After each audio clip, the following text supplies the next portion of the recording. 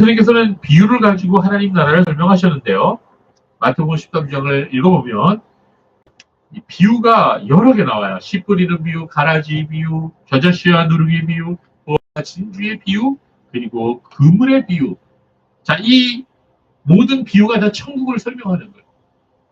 마태복음 13장 안에 이 비유들이 다 나옵니다. 그런데 성경에는요, 이 마태복음 13장 이외에도 천국에 대해 설명하는 말씀이 또 있는데요. 그 중에서 유명한 말씀이 바로 오늘 본문이 나오는 마태복음 20장의 포도원 일꾼의 비유예요. 자, 오늘 포도원 일꾼의 비유가 마태복음 20장 1절에서 11절까지 나와요. 좀 길죠. 자, 여러분 주목 한지에 제가 마태복음 20장 1절 16절을 여러분 기록해 놓았습니다. 여러분 보십시오. 자, 오늘 지금 시간상 이걸 다 우리가 안 읽겠지만 여러분 집에 가서 한번 꼭 읽어보셔요. 여러분이 이 포도원 농부의 비유를 여러분이 일꾼의 비유를 익히 알고 있는 비유라고 저는 생각을 합니다만 오늘 우리가 이 비유 하나만 가지고도 설교 말씀을 들을 수가 있습니다. 이게 굉장히 중요한 비유예요. 그러나 이 본문은 다음에 또 다루기로 하고요. 이 비유가 의미하는 내용을 간단히 이해하고 넘어가려고 합니다. 여러분 포도원 일꾼의 비유는 오늘날로 말하자면요. 이렇게 설명할 수 있어요. 포도원 주인이 이제 포도를 딸 때가 되는데 일손이 많이 부족하죠. 그러니까 알바를 모집했어요. 알바를 모집해서 일을 시키고 나중에 일을 다 마친 후에 그 알바들에게 일당, 즉 알바비를 주었다. 그런 내용이에요. 쉽게 얘기하자면 그런 내용이에요. 자, 그런데 이 알바들의 일할 시간들이 각각 다릅니다. 이른 아침부터 포도원에서 와서 일한 사람들이 있고요. 여기 보니까 제3시, 그리고 6시, 9시, 그리고 마지막으로 11시부터 일하는 사람들까지 아주 다양한 시간대에 포도원에 들어와서 일을 했습니다. 자, 이것을 오늘날의 시간대로 말하자면 새벽부터 와서 일하는 사람들이 있고요. 그 다음에 오전 9시에 와서 일하는 사람이 있고 그리고 정오 12시, 그리고 오후 3시, 심지어는 오후 5시에 와서 1시간밖에 일을 안 하는 사람도 있어요. 자, 여러분 여러분 같으면 어떻게 하겠습니까? 이 일하는 사람들이 일하는 시간이 다 다르죠? 예. 똑같이 받아야 돼요? 다르게 받아야 돼요? 당연히 다르게 받아야 되죠. 여러분도 만약에 일을 했다면 그렇게 생각을 하고 기대를 했을 겁니다. 그런데 날이 저물어서 일을 마치게 되었을 때 포도원 주인은 알바비를 모든 사람에게 똑같이 한 데나리온씩 주었다는 겁니다. 자, 여러분 여기서 나오는 한 데나리온이라고 하는 화폐 단위인데 예수님 당시 로마 제국에서 쓰였던 화폐예요. 군인들이나 일꾼들이 하루 일하고 나서 받는 일당이 한 데나리온이에요. 오늘날로 얘기하자면 한 10만원에서 20만원 사이가 될까요? 헬라 문화의 한 드라크마, 성경 읽다면 드라크마라는 게 나오는데 그와 같은 그런 해당하는 액수입니다. 자, 여러분 여기서 포도원 주인이 새벽부터 일할 사람이나 나중에 와서 1시간만 일한 사람에게나 다 똑같이 한 데나리온씩 주었다고 기록되어 있습니다. 이것을 보고 먼저 와서 일한 사람들이 화를 내면서 주인에게 항의하였어요. 자, 누가 제일 많이 화가 났을까요? 세상에서 온 사람들 제일 많이 화가 났겠죠? 그래서 막 항의를 하니까 주인이 이런 말을 하는 것이에요. 친구여, 나는 당신에게 부당하게 행한 것이 아니요. 당신이 나와 한 데나리온에 합의하지 않았어. 당신 것이나 받아서 돌아가시오. 나는 이 마지막에 고용된 사람에게도, 즉 1시간 일한 사람에게도 똑같이 주기를 원하오. 내 것을 가지고 내가 원하는 대로 행하는 것이 옳지 않다는 말이오?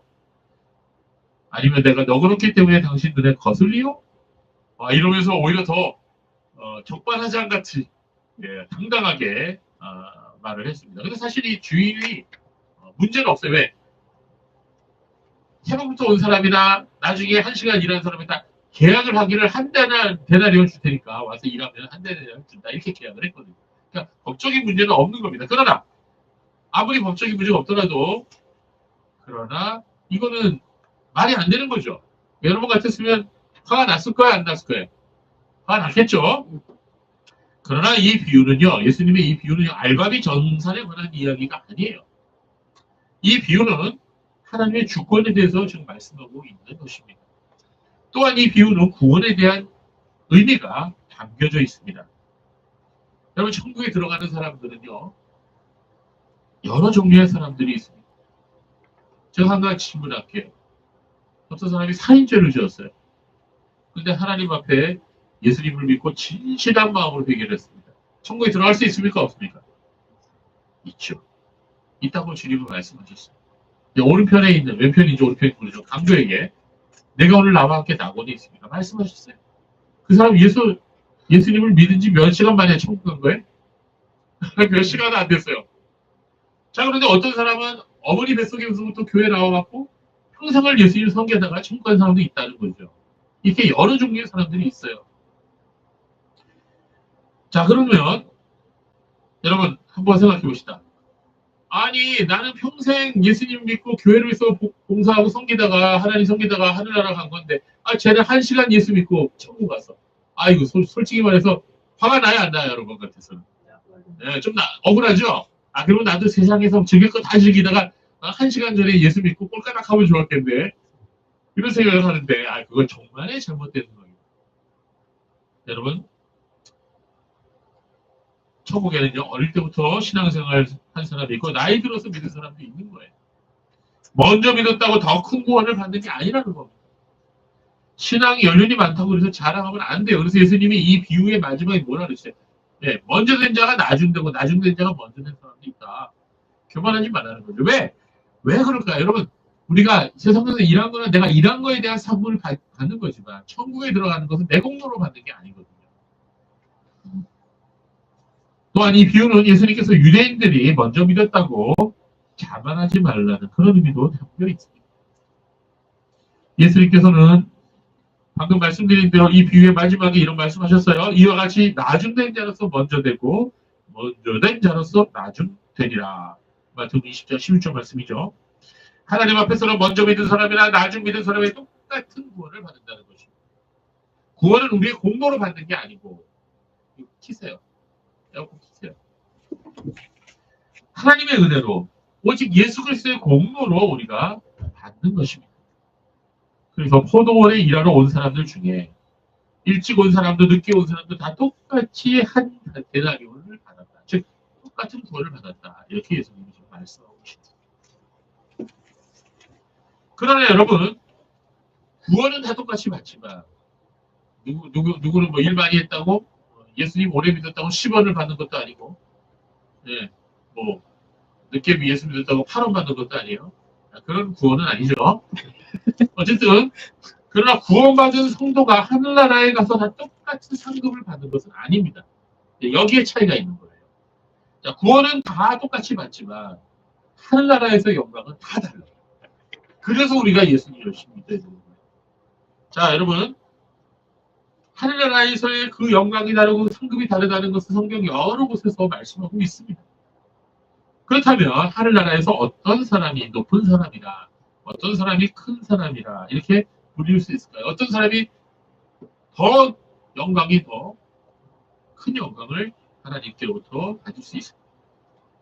마태복음 20장 포도원 일꾼의 비유로 시작되는 이 장을 이어서 나오는 게 17절부터 19절까지 예수님이 자신의 고난과 죽으심을 예언하는 말씀이 나오죠. 그리고 나서 이어지는 말씀이 지난 부분이에요.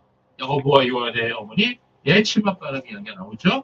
그러고 나서 이어지는 부분이 오늘 본문인 25절부터 28절까지 나오는 하늘나라에서 누가 큰 자인가 라는 제목의 말씀이 나오는 거예요. 자, 여러분, 야고보와 요한은요, 하나님의 나라에서 가장 높은 자리에 앉기를 원했죠. 예수님 오른편을 편에 앉기를 원했어요. 그러나 예수님께서는 그 자리를 하나님께서 정하신 사람에게 돌아갈 것이라 이렇게 말씀하셨습니다. 자, 여러분 한번 생각해 보세요. 사람들은 다 높은 자리에 앉기 원하죠? 예, 다른 사람보다 앞서가기를 원하는 것입니다. 1등이 되기를 원하죠? 왜냐하면 세상은 1등만을 기억합니다. 꼭 1등이 되지 못하더라도 2등이나 상위권에 있기를 원하죠? 솔직히 말해 그래요, 안 그래요? 그렇죠? 자, 이전에 여러분 으뜸과 버금이라고 하는 비디오 대여점이 있었어요. 여러분 기억하세요? 근데 지금도 있더라고요. 이게 만화책까지 지금은 대여를 해주는데, 세상 사람들은 어떤 분야에 있든지 자신이 으뜸이 되기를 원하죠. 그렇지 못하면 버금이라도 되기를 원하는 것입니다. 그런데 야고보와 요한도 하나님 나라에서 으뜸과 복음이 되기를 원했어요. 하나님 나라에 들어가기만 해도 아멘 할렐루야인데 하나님 나라에서 으뜸이 되고 복음이 되기를 원했다는 거예요. 저 욕심도 많죠? 예수님께서는 야고보와 요한에게 이렇게 말씀하셨어요. 너희가 나의 고난에 함께 참여하는 자가 될 것이다. 그러나 하나님의 나라에 들어가게 될 것임은 분명하지만 누가 으뜸과 복음이 될 것인지는 하나님께서 정하실 것이다. 이렇게 말씀하신 것입니다. 그러면서 예수님께서는 제자들에게 은근히 하나님 나라에서 으뜸과 복음이 되는 자가 어떠한 자인지를 말씀해 주셨습니다. 그게 바로 오늘 본문이에요. 그래서 오늘 본문을 잘 살펴보세요. 여러분 혹시 하늘나라 들어가는 것만으로도 감사하지만 하늘나라 들어가서 거기서 으뜸과 복음이 되기를 원하는 분이 있습니까? 여러분들 야고보와 요한 같은 마음 가지고 있어요? 그렇다고 오늘 본문 잘 보세요. 비결이 나와 있으니까.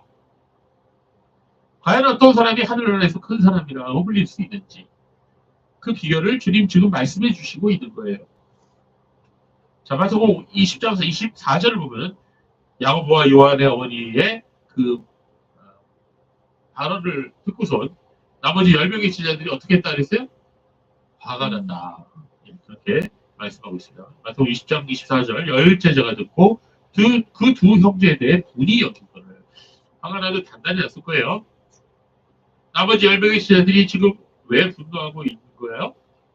그것은 그들 역시도 하나님 나라에 대해서 오해하고 있기 때문인 것입니다. 다른 말로 하자면 그들도 역시 야고보와 요한과 그들의 어머니와 같이 세속적인 욕심이 있었다는 것이죠. 이처럼 세상의 욕심과 명예욕, 탐심이 있다면 그런 마음을 가진 사람들은 교회를 분열시키는 데 앞장서게 됩니다. 하나님 믿는 사람들이 하나가 되지 못하는 이유는 욕심 때문입니다. 오늘날도 마찬가지입니다. 교회 안에서 신앙생활 하면서도 자기 자신을 높이려고 하고 다른 사람들을 시기 질투하는 사람들이 있어요. 이런 사람들 때문에 교회 안에서 이제 분열이 일어나는 거죠. 자, 하나님의 일을 하겠다고 나서 목사님들까지도 이 총회나 노예가 보면요. 서로 노예장 하겠다고, 총회장 하겠다고 서로를 비난하고 나아가서는 돈 봉투를 돌리고 수단과 방법을 가리지 않고 자기 사람 만들어 보겠다고 하는 목사님들이 있어요. 너무 흉하죠. 자, 이런 목사님들을 정치 목사라 해요. 목회와 영혼 구원을 뒤로 던져버리고 오직 자신의 명예와 탐욕만을 쫓아가는 자들입니다.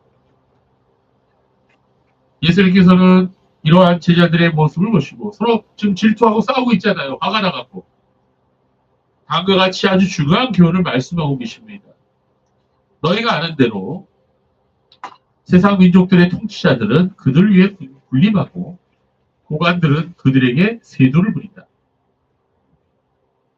그러나 너희 가운데서는 그렇지 않아야 한다. 누구든지 너희 가운데서 큰 자가 되기 원하는 자는 너희를 섬기는 자가 되어야 하고 또 누구든지 너희 가운데서 으뜸이 되기를 원하는 자는 너희 종이 되어야 한다. 그리고 또 이렇게 말씀하십니다. 인자는 섬김을 받으러 온 것이 아니라 오히려 섬기러 왔고 자기 목숨을 많은 이들을 위한 대속물로 주기 위하여 왔다. 이게 이제 마태복음 20장의 말씀 25절부터 28절까지의 말씀이에요. 자, 예수님 말씀을 다시 한번 생각해 봅시다. 여러분 세상에 있는 왕들, 권세자들, 좀 힘 있다고 하는 사람들 보면은 사람들 위해 군림하죠. 어떤 사람은 사람 목숨을 파리 목숨으로 알아요. 사람들 부려먹기 좋아합니다. 조금만에 힘이 있으면 갑질하죠. 그래 안 그래요? 여러분도 갑질하고 싶어요? 뭐 그렇다고 그런 것이 얼굴이 써 있는데 아닙니까? 예, 사람 갑질하면 쾌락이 있죠, 쾌감이 있죠. 그런데 예수님은 뭐라고 그랬어요? 너희는 그래서는 안 된다. 여기서 말하는 너희는 누구예요? 예수님의 제자들이죠. 더 나아가서 예수님을 따르겠다고 믿겠다고 나선 모든 그리스도인들이죠. 너희는 그러면 안 된다. 너희는 그렇지 아니하다. 그리고 이 말은 그리스도의 교회에 또한 주신 말씀입니다. 그리스도의 교회는 그러면 안 된다는 거예요. 여러분 앞으로 이제 세상에 우리 아이들도 우리 자녀들도 이제 세상에 나가게 될 것입니다. 세상에는 경쟁사회죠 요새. 예. 그러나 우리가 왜 높아지려고 합니까? 왜 높은 자리에 올라가려고 해요? 왜 내가 그 회사에서 제일 탑으로 올라가려고 그래요? 연봉 많이 받기 위해서. 물론 그래요. 또 사람들 앞에 떵떵거리기 위해서. 예, 사실 우리가 이런 마음이 많지 않아요? 아, 우리 아들 삼성전자에 뭐 상무야 상무, 이사야 뭐 이렇게 얘기하면 얼마나 주위 사람들한테 자랑하고 싶습니까? 아, 우리 아들 장관이야, 아, 판사야, 뭐 이런 얘기 하고 싶지 않아요? 여러분, 교회에서 그러면 안 된다. 하나님의 나라는 그런 사람이 아니라는 거예요. 우리가 교회 안에서는 사람들 위해 군림하고 자기 자랑하고 자신의 욕심을 위해 다른 사람들을 이용해서는 안 된다는 거예요. 교회 안에서의 직분은 결코 계급이나 서열이 아니죠. 그러나 오늘날 많은 교회 안에서 목사, 장로, 안수집사, 권사라는 이런 직분들이 소위 교육자들과 중직들이라고 하는 그런 직분을 소위 계급장으로 여기는 사람들이 많이 있습니다. 예수님은 여기서 세상의 세속적 권력 체계와 교회의 체제를 비교하신 것입니다. 너희는 그래서는 안 된다는 말씀은 교회는 그래서는 안 된다는 말씀인 것입니다. 그리스도인은 그래서는 안 된다는 것입니다. 그리스도인은 세상에서도 열심히 일해서 인정받고 높아지는 건 좋아요. 연봉이 올라가는 건 좋습니다. 그러나 그것을 나의 자랑으로 삼기 위해서 다른 사람 위에 군림하기 위해서 그렇게 되어서는 안 된다. 교회는 그처럼 세상에게 군림하고 세상 사람처럼 군림하고 자랑하고 자기 욕심을 위해 다른 사람들을 이용하기 위해서 살아서는 안 된다는 거죠. 만약에 그렇게 된다면, 그리스도인이 그렇게 된다면, 교회가 그렇게 된다면 반드시 타락하게 되어 있다는 거예요. 그러나 대한민국에 있는 중대형 교회들은 실제로 그 안에 들어가 보면 이게 교회인지 아니면 기업인지 분간이 안 됩니다. 심지어 어떤 교회는요, 마치 군대 같고요. 조폭들이 모인 세상 같아요. 저는 그런 교회에서 부목사 해본 적이 있어요. 어떤 교회는 그 교회 담임 목사가 마치 교황처럼 행세하고 왕처럼 떠받들려지는 것을 봅니다. 그런데 이러한 현상은 비단 중대형 교회만 해당되는 게 아니고요. 규모가 작은 교회도 그 교회 목사가 교황이 되어 교회를 마치 자기 소유했냐, 자기 마음대로 하는 그런 교회가 존재하는 것을 볼 수가 있습니다. 또 어떤 교회는요, 그 교회의 주일 행세를 하는 사람이 따로 있어요. 장로나 뭐 이런 사람들이 주인이에요. 그래서 담임 목사를 마치 바지 사장처럼 앉혀놓고 자기 마음대로 교회를 좌지우지하는 사람, 그런 교회도 있습니다. 그래서 말을 잘 안 들으면 교인들을 선동을 해갖고 담임 목사를 사임시키고 말 잘 듣는 다른 목사를 세우는 그런 교회들이 있습니다. 제가 아는 어떤 교회는요, 역사가 30년 됐어요. 지금 30년 됐는데 담임 목사가 몇 명이 거쳐가느냐? 10명이 거쳐갔더라. 네, 평균 몇 년 목회한 거예요? 3년 목회한 거예요. 이 담임 목사가 3년 목회하고 가면 이 목회의 방침이 계속 바뀌기 때문에 교인들이 헷갈려요. 근데 좋은 게 아닙니다. 그러한 교회들은요, 교인들도 나쁜 거를 배워서 그런지 서로 치기하고 질투합니다. 누가 먼저 장로가 되느냐, 누가 먼저 권사가 되느냐 가지고 서로 경쟁하고 헐뜯고 치기하고 질투하는 것을 볼 수가 있습니다. 여러분, 제가 이름만 되면 누구나도 알 수 있는 강남의 모 교회에서는요, 안수집사 선거하는데 30만 원짜리 돈 봉투가 돌아다녔어요. 실제로 있었던 일이에요. 여러분, 이게 다 세상적인 방법으로 세상 가치관을 가지고서 교회에도 세상처럼 행동하려고 하는 그런 사람들이 있기 때문에 그런 일이 벌어지는 것입니다. 자, 왜 이런 일이 일어나는 것일까요? 그거는 그런 사람들이 하나님의 나라에 대해서 철저하게 오해하고 있기 때문인 것입니다. 하나님의 나라도 세상에서와 똑같이 군림하고 자랑하고 내 욕심대로 하는 것이다, 이런 생각을 하고 있기 때문인 것입니다. 예수님께서는 말씀하셨어요. 너희 중에는 그렇지 아니하니. 하나님 나라에서는 그러면 안 된다. 누구든지 너희 가운데서 큰 자가 되기 원하는 자는 너희를 섬기는 자가 되어야 하고, 또 누구든지 너희 가운데서 으뜸이 되기를 원하는 자는 너희다. 주님은 이렇게 말씀하셨습니다. 하십니다. 오늘 26절 본문에 보면 이 섬기는 자라고 번역된 말은요, 헬라어로 디아코노스라는 단어를 썼어요. 여러분, 이 디아코노스라는 단어는요, 종이나 하인 또는 집안일을 돌보는 집사를 의미해요. 그런데 이 단어가 초대교회 이후에서는 교회 안에서 봉사하는 사람 또는 사도들을 돕는 사람으로서 봉사와 구제 사역을 감당하는 직분을 가리키게 됩니다. 즉 영어에서 뭐라 그래요? 디콘이라고 하죠. 디콘. 자, 우리 교회도 우리 김정 집사님이 있는데 디콘이에요. 디콘. 집사님이에요. 자, 바로 이 집사가 헬라어로 바로 디아코노스예요. 다음부터는 우리 집사님 부르지 말고 디아코노스 이렇게 부르세요. 자, 디모데전서 3장 8절에 이와 같이 집사도 정중하고 일구이언을 하지 아니하고 술에 임박이지 아니하고 더러운 일을 탐하지 아니하는 이런 집사의 자격이 나옵니다. 여기에 바로 집사가 헬라어로 디아코노스. 근데 요새 집사라는 말이 세상에서 고양이 집사가 더 유명하죠. 그런데 그 의미는 다르지 않습니다. 자신이 기르는 고양이를 사랑하지 않고는 고양이 집사가 될 수 없어요. 기쁘게 고양이 음식을 챙겨주고 화장실을 정리하고 돌보아줍니다. 여러분, 집안에서 고양이 똥을 치우는 사람이 정해져 있죠.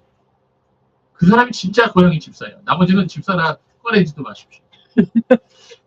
고양이 똥 냄새가 코를 찌르고 정말 싫죠. 집사의 자격이 없는 거예요.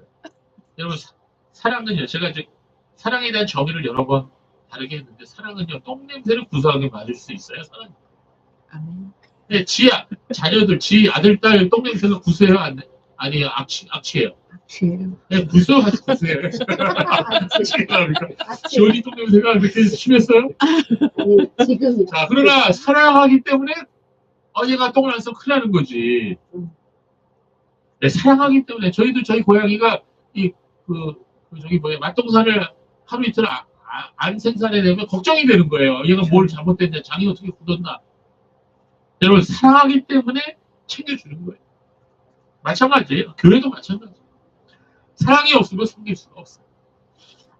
하나님을 사랑하는 마음이 없다면 교회를 섬기는 사람이 될 수가 없어요. 성도들을 섬기는 집사가 될 수가 없는 거예요.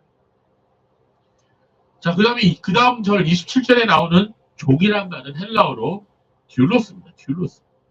이 단어는 그야말로 노예를 말해요. 노예. 남을 섬기는 종을 의미하는 단어입니다. 예수님께서는 너희 중에 으뜸이 되고자 하는 자는 너희의 종이 되어야 한다. 너희의 듀로스가 되어야 된다. 이런 말을 하고 있습니다. 여러분, 많은 목사님들이 자신들을 가리켜 뭐라고 부릅니까? 주의 종 그러죠. 주의 종. 들어봤어요? 안 들어봤어요? 들어봤죠. 그런데 일부 목사님들은요, 이 주의 종이라는 단어를 무슨 계급장처럼 생각하더라고요. 그래서 마치 주의 종이 교인들에게 대접받고 교인들 위해 군림하는 교인들의 왕으로 착각해요. 교회의 주인이 자신이라고 오해하는 것이죠. 그래서 이런 말을 합니다. 감히 주의 종을 함부로 대? 이런 거 들어봤어요? 주의 종의 말씀에 순종하지 않는 자는 복받지 못할지어다. 뭐 이러면서 협박을 합니다. 이 망언이 왜 나와요? 이런 망언이. 하나님 나라를 잘못해서 하면서 착각하지 말아야 돼요. 주의 종은 또한 성도들의 종이요 교회의 종인 것입니다. 그렇다고 교인들이 목회자를 자기의 노예처럼 부리라는 말이 아니에요. 목회자가 종의 마음을 가지고 노예의 마음을 가지고 섬기고 봉사하는 그런 말이죠. 그건 다른 교인들도 마찬가지예요. 여러분 그리스도인이에요? 여러분 예수님 믿습니까? 예, 그렇다면 여러분도 역시 종이 되라는 말이에요. 듀로스가 되라는 말이에요. 성도 여러분은 세상의 가치관과 교회의 가치관은 완전히 다릅니다. 세상의 기준과 하나님 나라의 기준은 완전히 다릅니다. 교회에서는 이름을 드러내지 않고 묵묵히 봉사하는 사람을 큰 사람이라고 말하는 것입니다. 하나님 나라에서는 자기를 희생하여 다른 사람들을 돕고 섬기는 사람이 으뜸된 자라는 말씀입니다. 이와 같은 것이 몸에 배워서 세상에 나가서도 직장이나 군대나 사회에서 또 가정에서 종으로서 섬기는 자가 되는 거예요. 그게 바로 그리스도인이에요. 그래서 세상 사람들이 그리스도인을 보고 전도가 되는 거예요. 또 오늘날 어떻습니까? 교회에서도 주일 행사를 하고 그러니까 밖에 나가서도 예수 안 믿는 사람들은 예수 믿는 똑같이 서로 시기하고 다투고 누가 우선권을 실 것이냐 이거 가지고 그냥 치고받고 싸우는 거 아니에요?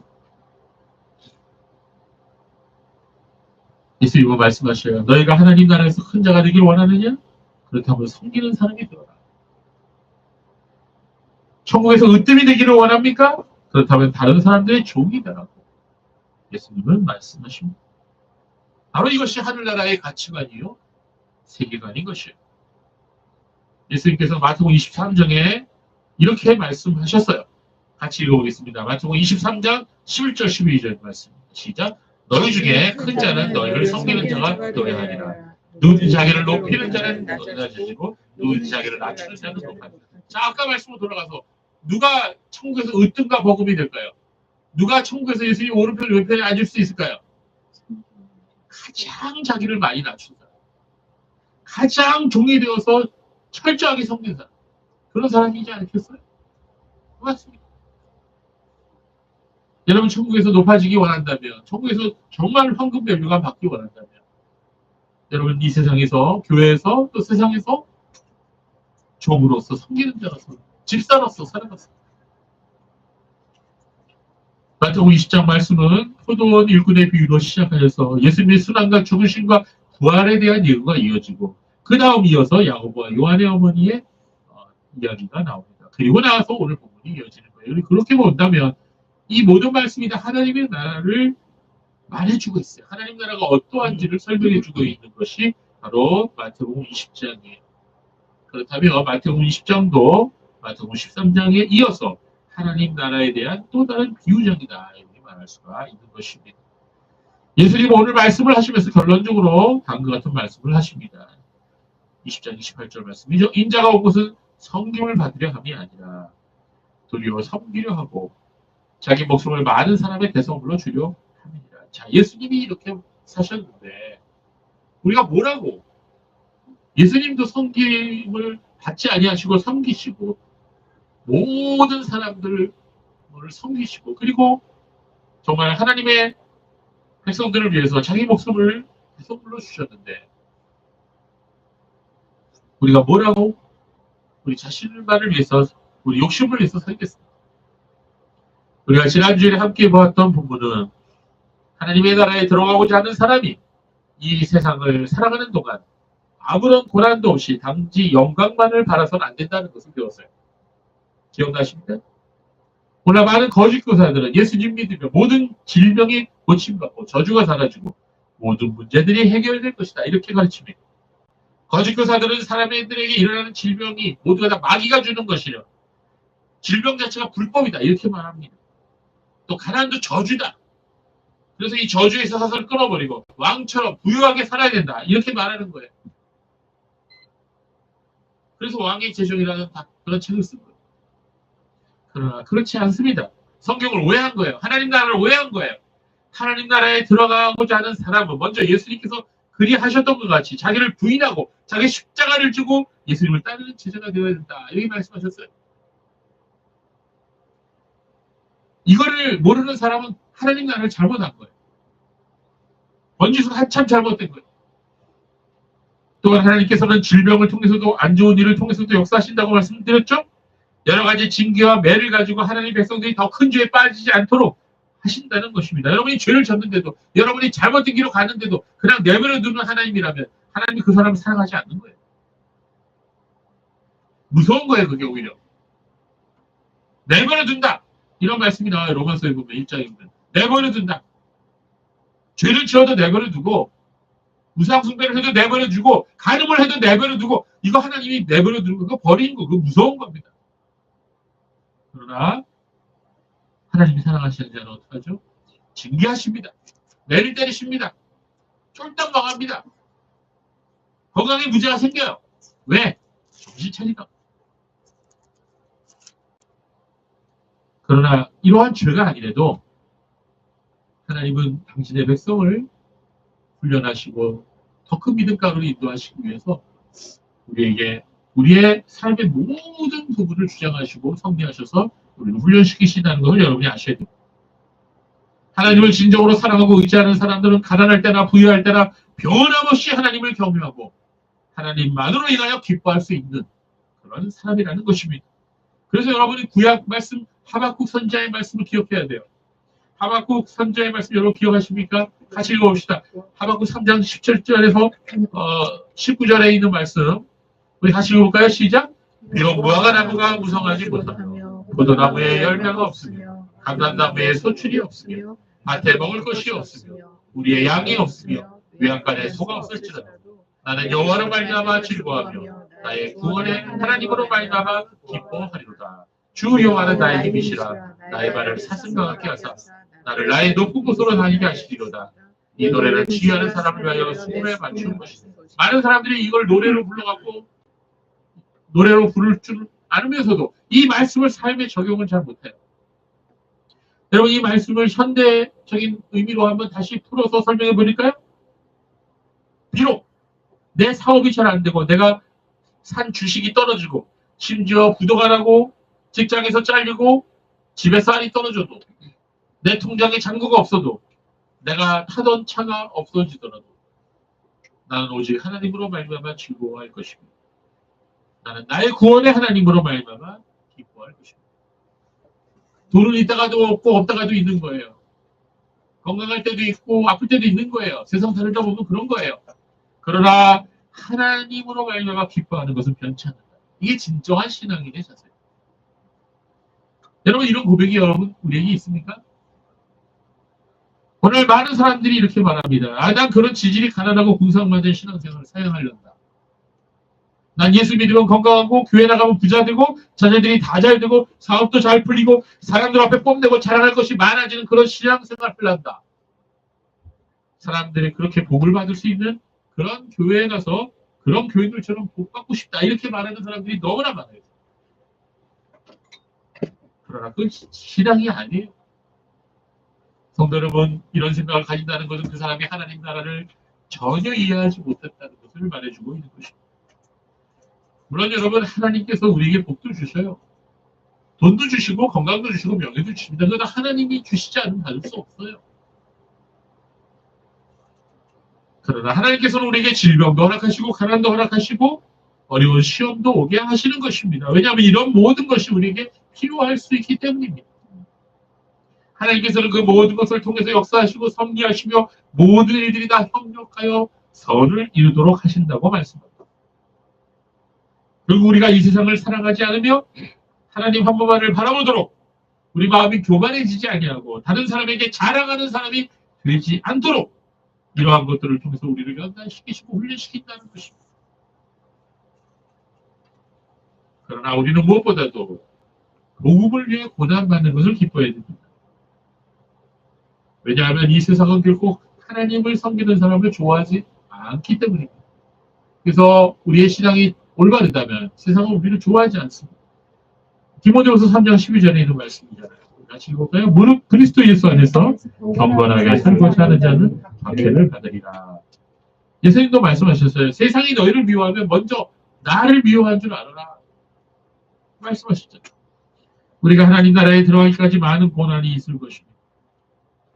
그러나 그러한 고난과 어려움이 지나간 뒤에는 우리는 놀라운 하나님의 위로와 평안과 영생을 누리게 될 것입니다. 사도 바울이 말씀했어요. 제자들에게 이런 말을 했습니다. 이 믿음에 머물러 있으라. 우리가 하나님의 나라에 들어가려면 많은 환난을 겪어야 할 것이다. 사도행전 14장 22절에 말씀하셨습니다. 우리가 하나님 나라에 들어가려면 많은 환난을 겪어야 할 것이다. 제가 어느 날 가다가 어느 버스 옆구리에 붙어있는 광고를 보았습니다. 뭐라고 돼 있냐. 가장 낮은 자리에서 가장 높은 자리로.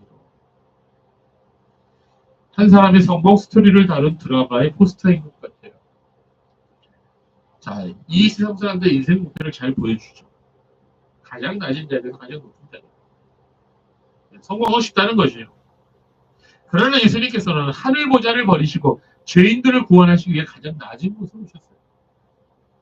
그리고 섬기는 삶을 사시다가 자신을 온전히 들여서 십자가에 달리심으로 완전한 속죄의 제물이 되셨습니다. 우리 주님의 십자가 고난과 죽으심과 부활로 말미암아 우리가 죄사함을 받고 부활의 소망을 얻게 되었습니다. 우리 주님의 온전한 순종으로 말미암아 우리가 하나님 앞에서 의롭다함을 얻고 하나님 나라에 들어갈 수 있게 된 것입니다. 하나님의 나라를 물과 성령으로 거듭난 성도가 이 세상에서 사는 동안 십자가, 겸손, 고난, 성김과 함께 우리 주 예수 그리스도를 따르는 철로 역정의 과정을 거친 후에 들어가게 되는 것입니다. 그러나 그런 성도의 마음과 삶 속에는 이미 하나님의 나라가 임하여 있는 것입니다. 그리고 우리가 주님 앞에 서는 그날 하나님의 나라는 온전히 완성하게 될 것입니다. 그러므로 성도 여러분, 우리가 하나님의 나라에 대한 올바른 이해를 가져야 합니다. 하나님의 나라는 그 어떠한 상황 가운데서도 하나님께서 나의 왕이 되셔서 나를 다스리시는 그런 나라를 말합니다. 하나님의 나라는 섬김을 받고 다른 사람 위에 군림하면서 나의 가진 것과 나의 위치를 자랑하고 뽐내므로 자기 만족을 누리며 살아가는 것이 아니라 예수님처럼 온전히 나를 들여서 하나님의 사랑하고 섬기며 다른 성도들을 섬기며 살아가는 성도들을 큰 자라 여김을 받는 나라가 바로 하나님의 나라입니다. 그럼 우리는 하나님의 나라에 대한 잘못된 이해에서 벗어나서 하나님의 뜻대로 살아가는 성도들이 되어야 합니다. 우리 구리서기 성도들 모두가 다 하나님의 나라에서 큰 자라 여김을 받는 성도가 되시길 바랍니다. 기도하겠습니다. 하나님 아버지, 오늘도